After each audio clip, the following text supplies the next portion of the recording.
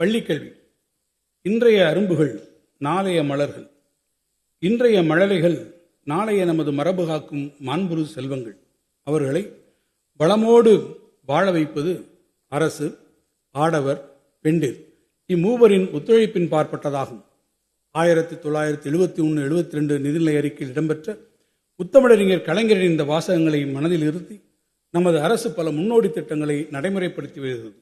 தமிழ்நாட்டின் கல்வி வளர்ச்சிக்கு பெரும் பங்காற்றி வரும் தலைசிறந்த கல்வியாளருமான பேராசிரியர் அன்பழகன் அவர்களின் பெயர் நடைமுறைப்படுத்தப்பட்டு வரும் பள்ளி மேம்பாட்டு திட்டத்தின் கீழ் 2025-26 ஆண்டில் அரசு பள்ளிகளில் கூடுதல் வகுப்பறைகள், அறிவியல் ஆய்வகங்கள் மற்றும் குடிநீர் வசதி உள்ளிட்ட உள்கட்டமைப்பு வசதிகளை உருவாக்கிடும் பொருட்டு 1000 கோடி ரூபாய் நிதி ஒதுக்கீடு செய்யப்படும்.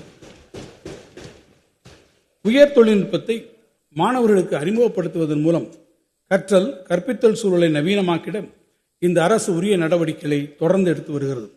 2025-26 ஆண்டில் 2000 பள்ளிகளுக்கு 160 கோடி ரூபாய் மதிப்பீட்டில் கணினி ஆய்வகங்கள் மேம்படுத்தப்படும்.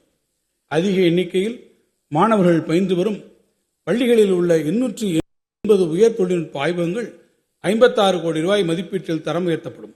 மேலும் அரசு பள்ளிகளில் 2025-26 ஆண்டில் 2676 பள்ளிகளில் திறன்மிகு வகுப்பறைகள் 65 கோடி ரூபாய் மதிப்பீட்டில் அமைக்கப்படும்.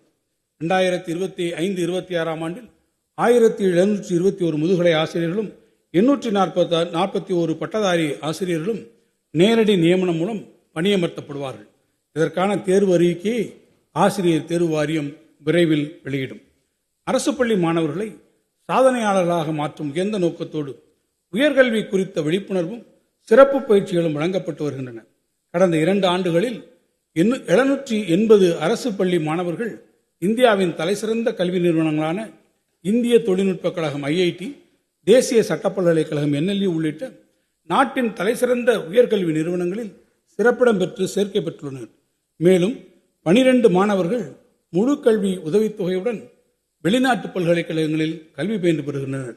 இதன் அடுத்த கட்டமாக 20 வகையான கல்வி பிரிவுகளில் 350க்கும் மேற்பட்ட பல்வேறு அகில இந்திய உயர்கல்வி நிறுவனங்கள் மற்றும் வெளிநாட்டு பல்கலைக்கழகங்களில் உள்ள கல்வி உதவித்தொகையுடன் கூடிய பட்டப்படிப்பு வாய்ப்புகள் குறித்தான விழிப்புணர்வு நான் முதல்வன் கல்லூரி கனவு திட்டம் மூலம் தமிழ்நாட்டின் அனைத்து மாணவர்களுக்கும் சென்றடைய முயற்சிகள் எடுக்கப்படும்.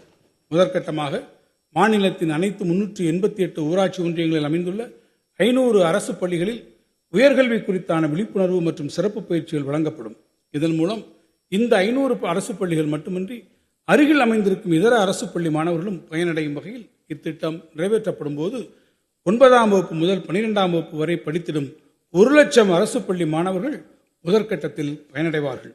நான் முதல்வன் கல்லூரி கனவு திட்டத்தின் மூலம் குறைந்தது 2000 அரசு பள்ளி மாணவர்கள் இனி ஒவ்வொரு ஆண்டும் அகில இந்திய அளவில் புகழ்பெற்ற உயர்கல்வி நிறுவனங்களில் சேர்ந்து சிகரம் தொடுவார்கள் என எதிர்பார்க்கப்படுகிறது. இதற்கு 50 கோடி ரூபாய் இந்த வரவு செலவு திட்டத்தில் நிதி ஒதுக்கப்படுகிறது. ஒருங்கிணைந்த பள்ளிக்கல்வி திட்டத்தின் சமகர சிக்ஷா கீழ் பல்வேறு மாணவர் நலன் சார்ந்த திட்டங்களை கடந்த 7 ஆண்டுகளாக மாநில அரசு சிறப்புடன் செயல்படுத்தி வருகிறது. குறிப்பாக மாணவர்களின் அடிப்படை கல்வியறிவை உறுதி செய்யும் எண்ணும் எழுத்தும் திட்டம், மாற்றுத்திறனாளி குழந்தைகளுக்கான சிறப்பு கல்வி, தொலைதூர குடியிருப்புகளிலிருந்து மாணவர்கள் பள்ளிகளுக்கு வந்து சென்றிட போக்குவரத்து படி, ஆசிரியர்களின் ஊதியம், மாணவர்களின் எதிர்காலத்தை செதுக்கிடும் உயர்கல்வி வழிகாட்டி, மாணவர்களின் தனித்திறன்கள் மிளிர்ந்திட கலைத்திருவிழா, கல்வி சுற்றுலா, இணைய வசதி உள்ளிட்ட பள்ளிகளுக்கான கட்டமைப்பு வசதிகள் என பல்வேறு திட்டங்கள் மாணவர்களின் கல்வி நலன் சார்ந்து தமிழ்நாட்டில் நடைமுறைப்படுத்தப்பட்டு வருகின்றன. எனினும் இந்த ஆண்டு மும்மொழி கொள்கையை உள்ளடக்கிய ஒன்றிய அரசின் புதிய கல்விக் கொள்கையினை தமிழ்நாடு ஏற்றுக்கொள்ளாததால் ஏற்கனவே ஒப்புதல் வழங்கிய நிலையிலும் 2152 கோடி ரூபாயை ஒன்றிய அரசு தமிழ்நாட்டிற்கு விடுவிக்காமல் வஞ்சித்துள்ளது என்பதை இம்மாமன்ற உறுப்பினர்கள் நன்கு அறிவார்கள்.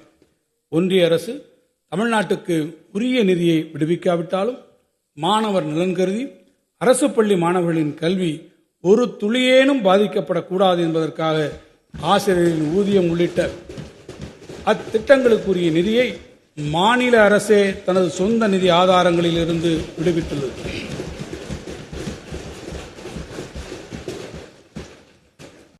2000 கோடி ரூபாய் நிதியினை இழந்தாலும் இருமொழிக் கொள்கையினை விட்டுத்தர மாட்டோம் என